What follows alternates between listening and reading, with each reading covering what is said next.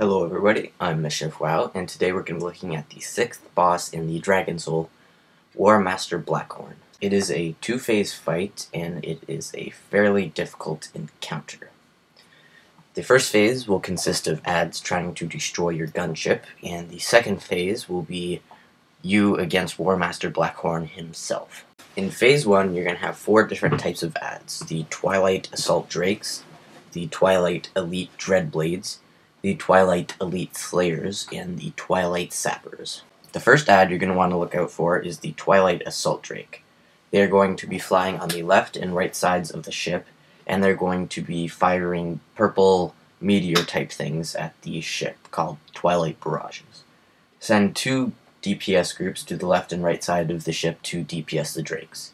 If you do not kill them fast enough, they will begin to fly away and will be untargetable for a while as they're out of range and will come back after a certain amount of time.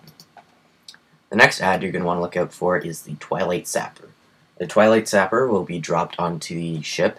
It will appear for a few seconds and then go into stealth. It will begin to run to the cabin of the ship, and if it reaches there, it will explode, doing a bunch of damage. Once it appears out of stealth, you're going to want to slow, stun, death grip, whatever you can to make sure it doesn't reach the ship. DPS it down, and it's not too much to worry about if you can get it. And finally, you have your Twilight Elite Slayers and Dreadblades. They're both going to cast Blade Rush, which is going to display a red line on the ground, which you're going to want to move out of.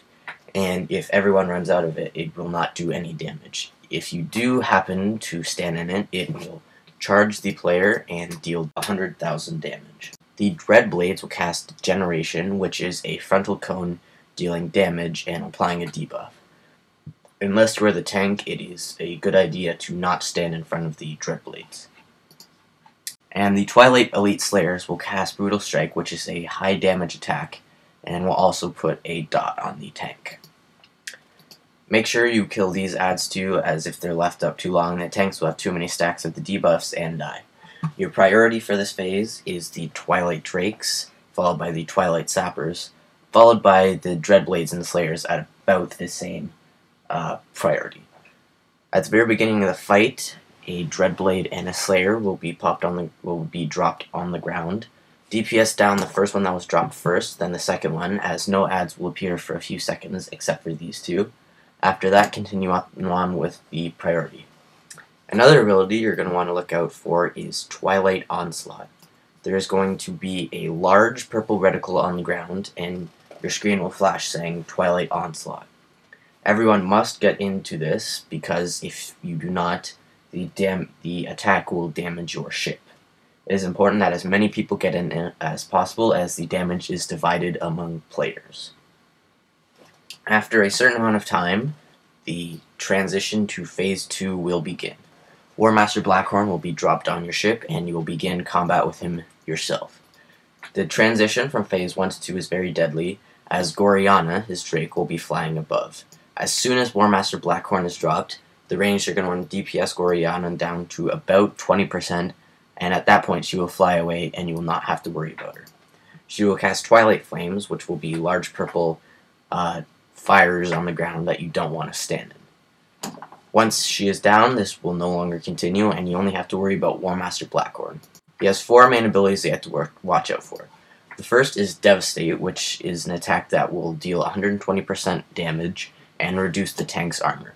You're going to want to tank swap at about 2 or 3 stacks depending, and this will continue on until the boss is dead. His next ability is Disrupting Roar, which is going to be an AoE damage. It will also interrupt spellcasting, so just heal through this and try not to be casting when he casts this. Shockwave, it will display a thing of gray smoke in front of him, and you have a few seconds to run out of this before he will deal 100,000 damage and stun you for 4 seconds. This is important that you get away from this, as it will deal high damage and stun you. And his final ability is Vengeance. This works very similar to the regular tank's Vengeance, as the more damage he takes, the more damage he will do. Once Goriana is down and you're out of Phase 1, it's a fairly easy fight as long as you have at least 9 people up and you have both your tanks up. Probably the hardest part of this fight is the transition to phase 1 and 2 when Goriana is still alive. All the range should kill Goriana as soon as she appears, and past that it's a fairly basic fight for the second part of phase 2. Thanks for watching. Remember to like, favorite, and subscribe. Click on the screen to see more boss guides as they come out, and yeah, see ya.